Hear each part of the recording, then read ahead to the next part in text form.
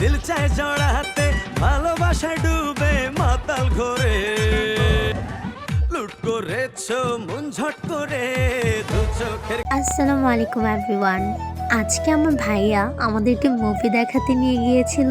ভাইয়া অ্যান্ড ভাবির অ্যানিভার্সারি উপলক্ষে আজকে আমাদেরকে ঘুরতে নিয়ে গিয়েছে। ভাইয়া, ভাবি, আলিফা, বাবু ভাইয়া আর আমি গিয়েছিলাম। আমরা আজকে কি মুভি দেখতে গিয়েছি জানেন? সুপারস্টার সাকিব খানের দরদ মুভি। আমি ভাবি অনেক এক্সাইটেড ছিলাম মুভিটা দেখার জন্য, কারণ ট্রেলার দেখে অনেক ইন্টারেস্টিং লেগেছে। আমরা আজকে লায়ন সিনেমা হলে মুভিটা দেখব, তাই আমরা সিএনজি নিয়ে কদমতলী লায়ন শপিং মলে চলে যাই। আর ওইখানে গিয়ে দেখতে পারি দূর থেকেই দেখা যাচ্ছে সুপারস্টার সাকিব খানের দরদ সিনেমার পোস্টার।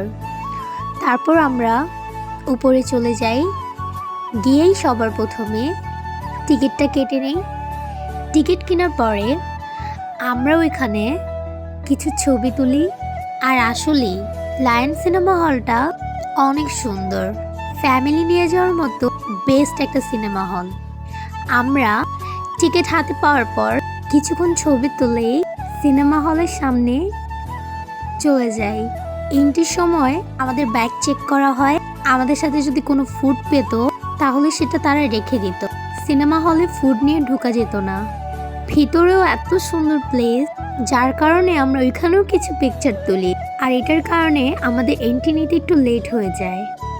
আমাদের সিটটা খুব সামনে ছিল, তাই একটু কষ্ট হচ্ছিল মুভিটা দেখতে। তাড়াহুড়ার কারণে ঢোকার সময় আমরা কিছু নিয়ে ঢুকতে পারি নাই, তাই বাবু ভাইয়া পরে গিয়ে আমাদের জন্য পপকর্ন নিয়ে আসে।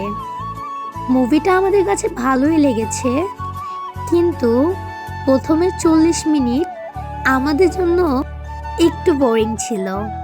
বিরতি টাইম হয়েছে, আমি ভাইয়া ভাবিকে জিজ্ঞেস করছিলাম কেমন লেগেছে হাফ টাইম। ভাইয়া বলল অ্যাভারেজ, বাবু ভাইয়াও বলল মোটামুটি। এর পরের অংশটা দেখার জন্য আমরা অনেক এক্সাইটেড ছিলাম। আমরা একটু সিট থেকে উঠেই দেখি হাফ টাইমের সময় পুরো হল খালি হয়ে গিয়েছে, তাই আমরা একটু হাসাহাসি করছিলাম। দেন আমি গিয়ে আলিফার জন্য আইসক্রিম আর আমার জন্য পপকর্ন নিয়ে আসলাম। এর তো শুরু হয়ে গেছে ইন্টারেস্টিং পার্ট। লাইক এত ভালো ছিল পার্টগুলো, ভাইয়াকে দেখেই বোঝা যাচ্ছে মুভিটা ভাইয়ার কত ভালো লেগেছে। অসম্ভব ভালো ছিল মুভিটা। লাস্টের 40 মিনিট মুভিটা আমাদেরকে অনেক কিছু শিখিয়েছে। বাস্তব জীবনের সাথে পুরোটাই মিল ছিল মুভিটার। মুভি দেখার পর আমরা আরো কি করলাম সেটা নেক্সট ব্লগে দেখানো হবে। তবে ভালো থাকবেন। আল্লাহ হাফিজ এভরিওয়ান।